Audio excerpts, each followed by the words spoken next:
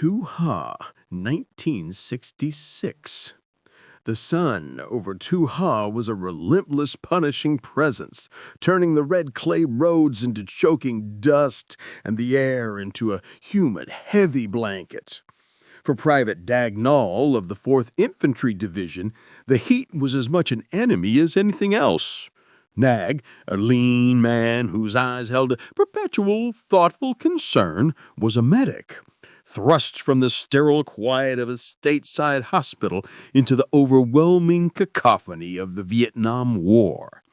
His first priority, even above tending to the endless parade of cuts, scrapes, and heat exhaustion, was security. That spring, he decided to build his shelter. It was an act of personal defiance against the random cruelty of a mortar round. He chose a spot slightly downhill from the company's main perimeter, a place where a small natural indentation offered a measure of protection. He spent his off hours digging, not with the frantic, fearful energy of a man expecting imminent attack, but with the steady, measured effort of a craftsman. He lined the walls with salvaged ammunition crates and layered the roof with thick, damp earth and sandbags, creating a damp, earthy swelling comb he hoped would never be needed. He called it his office, a place he could retreat to when the world got too loud. In his office, he kept his essentials, his medic kit, a worn paperback copy of Moby Dick, and a small, scratched metal canteen that his father had used in Korea. The Last Patrol, 1967. A year later, the war had worn Dagnall down to the bone. The thoughtful concern in his eyes had hardened into a quiet resignation. He rarely saw a clean wound anymore. Everything was mud, shrapnel, infection, and trauma that defied his textbook knowledge. The engagement that took him was brutal. An unexpected ambush deep in the Joggled Highlands west of the base.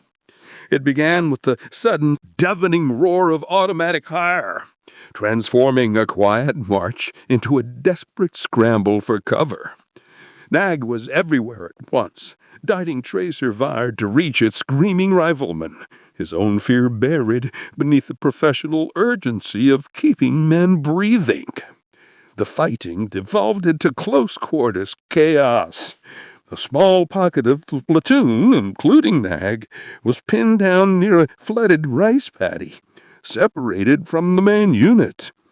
A burst of gunfire tore through the radio pack of the man next to Nag, silencing their line of communication. When the order to retreat finally came, a shouted, desperate command carried on the wind. Nag helped load the wounded onto the few remaining runners. He was the last man out. A sudden volley of grenades ran down, and Nag threw himself into a tangle of thick, wet vines and mud just as the earth around him erupted. The concussion hit him like a physical fist.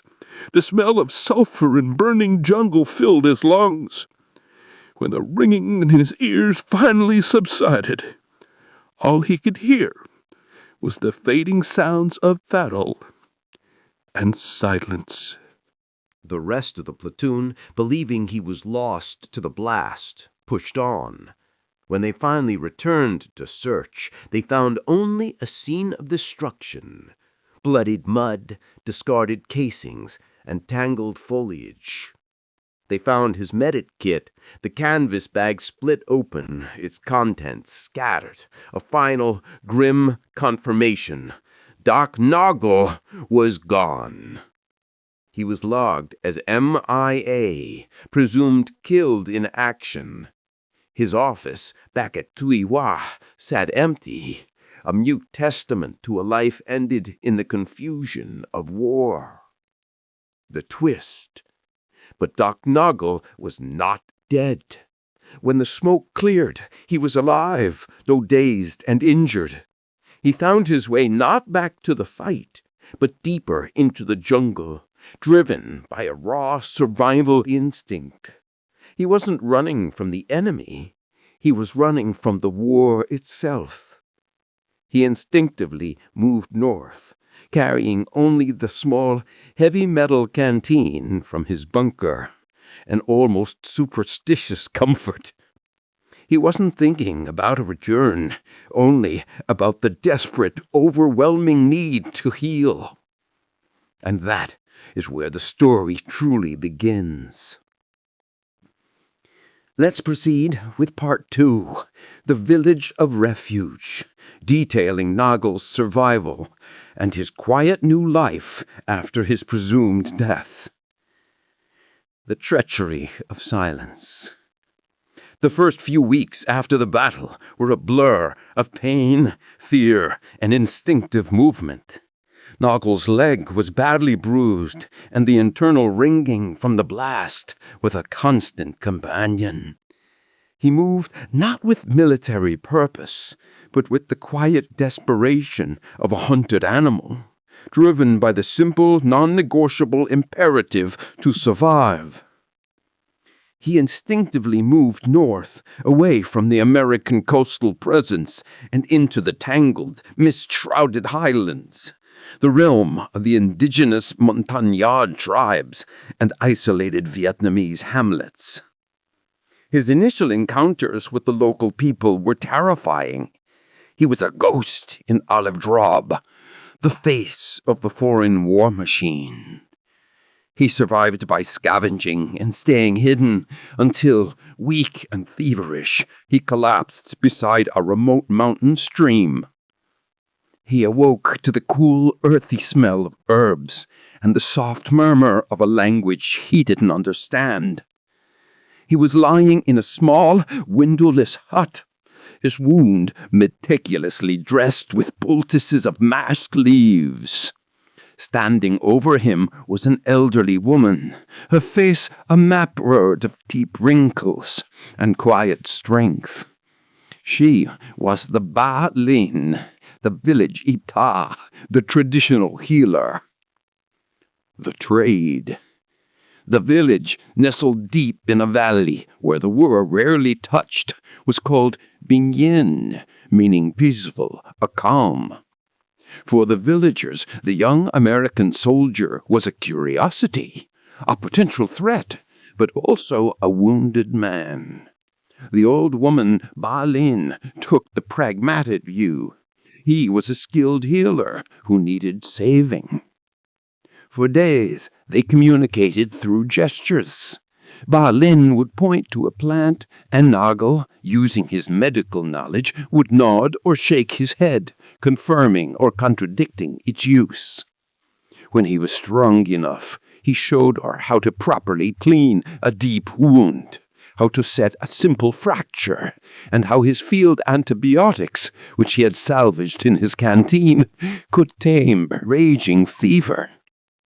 He explained his predicament with simple hand signals. Boom, gom, no home. The villagers saw no enemy in the silent man who carried no rifle and possessed only the tools of healing.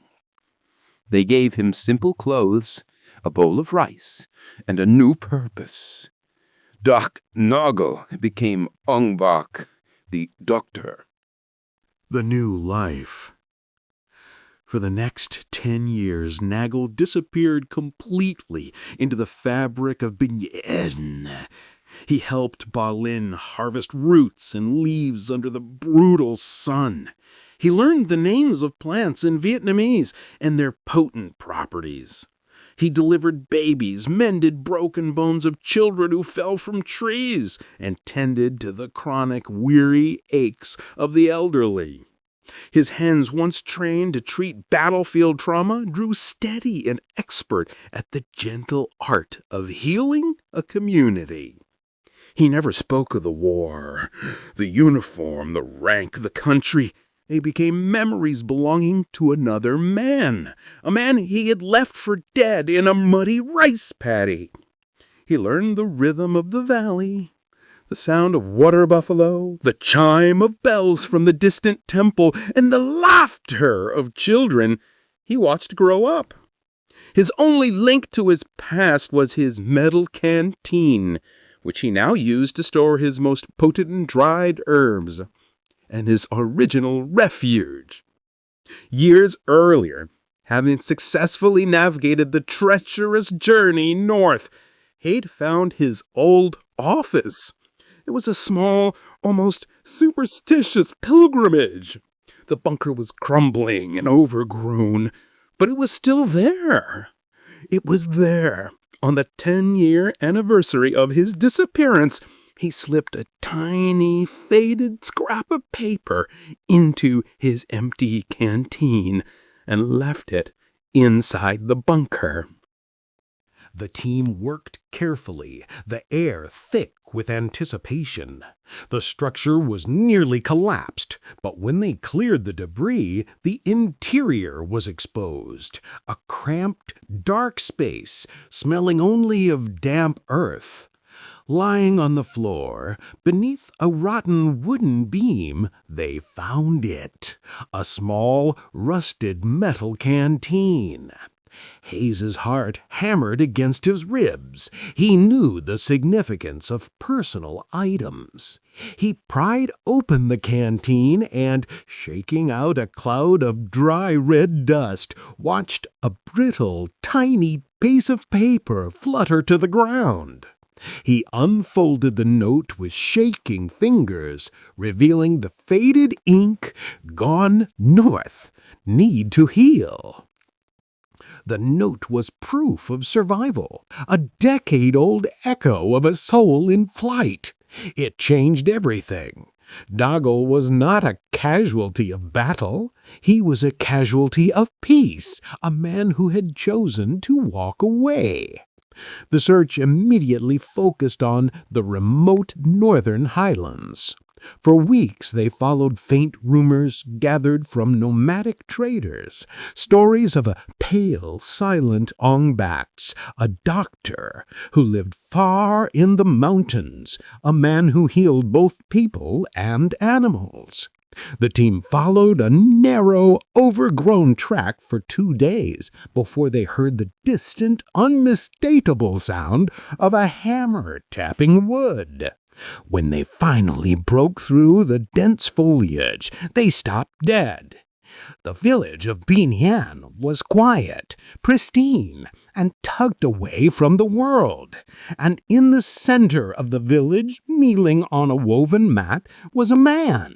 His clothes were simple peasant cotton, his hair was long, and his hands were busy sorting dry roots. Hayes's heart hammered against his ribs. He knew the significance of personal items. He pried open the canteen and, shaking out a cloud of dry red dust, watched a brittle, tiny piece of paper flutter to the ground. He unfolded the note with shaking fingers, revealing the faded ink, "Gone north, need to heal." The healer of Binyan. The note was proof of survival, a decade-old echo of a soul in flight. It changed everything. Nago was not a casualty of battle. He was a casualty of peace, a man who had chosen to walk away. The search immediately focused on the remote northern highlands.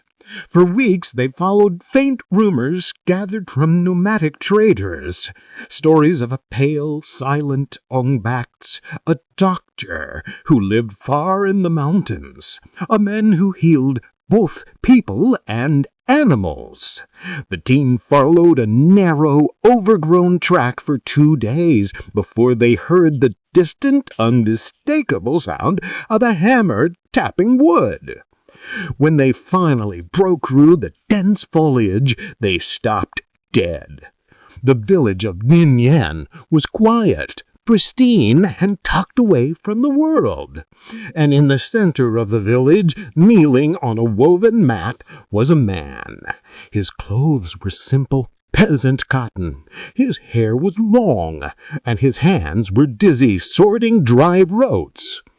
Hayes, a man who had stared down combat without flinching, found himself unable to speak.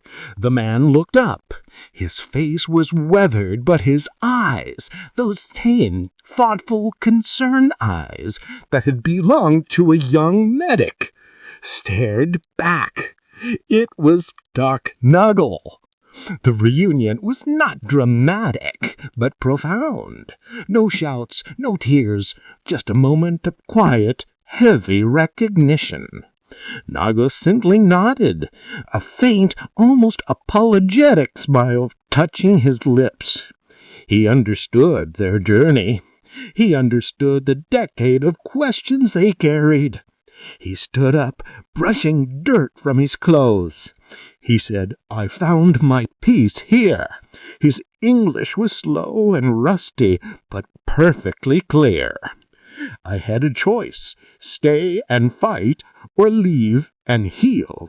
I chose to live." A story of hope. The logistics of his return were complex, but the narrative was pure and powerful. Doc Noggle returned not as a runaway, but as a survivor, and, in a strange, profound twist, a humanitarian.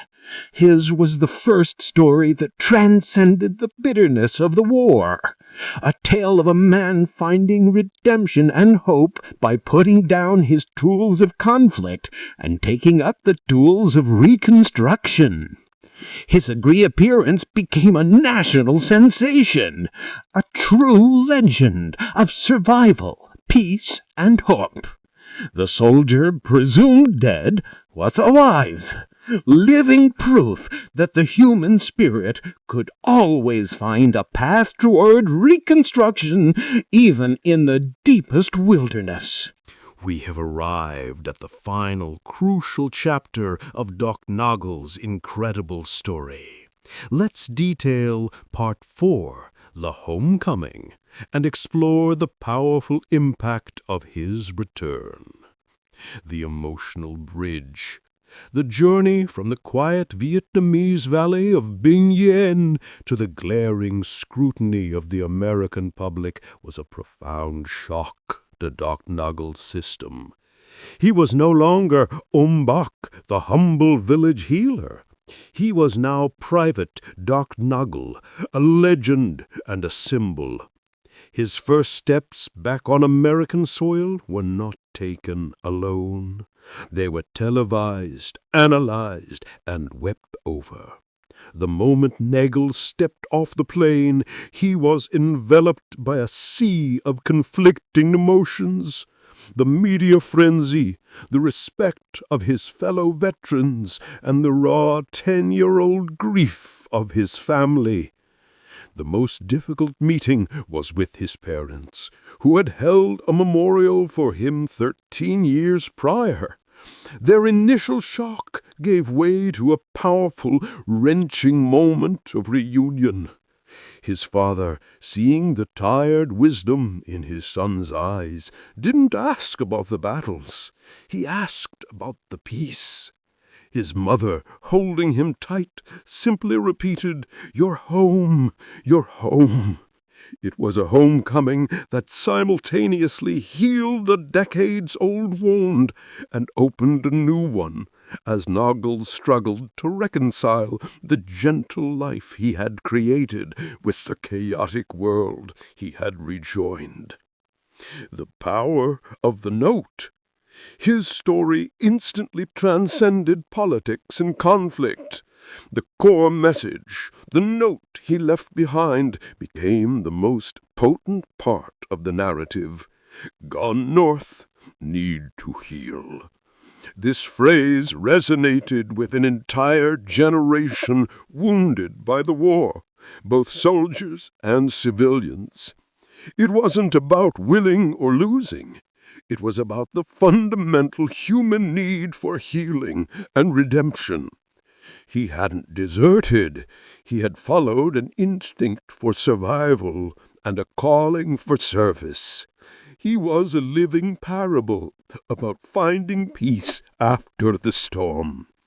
His quiet account of life in Bingyen, of using his skills to help the very people he had been sent to fight, transformed him into a powerful icon of reconciliation and hope. The media didn't portray him as a deserter, but as a man who had chosen a higher form of service, a new legacy. Though Doc Noggle had returned to the U.S., his heart remained in the valley. The wealth of public donations and book deals that followed his story was not spent on personal comforts. Instead, Doc Noggle used his new platform to establish a medical foundation dedicated to providing supplies and training to rural Vietnamese villages. He spent the rest of his life bridging the gap he had once desperately run across. He lectured to veterans about finding ways to heal post-service trauma, always emphasizing that peace was an action, not a destination. He showed them that the uniform was less important than the heart beneath it. Private Doc Noggle, the lost medic of the 4th Infantry Division, ultimately became a global symbol. His life was a testament that even from the mud and chaos of war, a person could walk away and dedicate themselves to constructing a life built on survival, peace, and hope. He was proof that the greatest victory wasn't won on a battlefield, but in the choice to heal.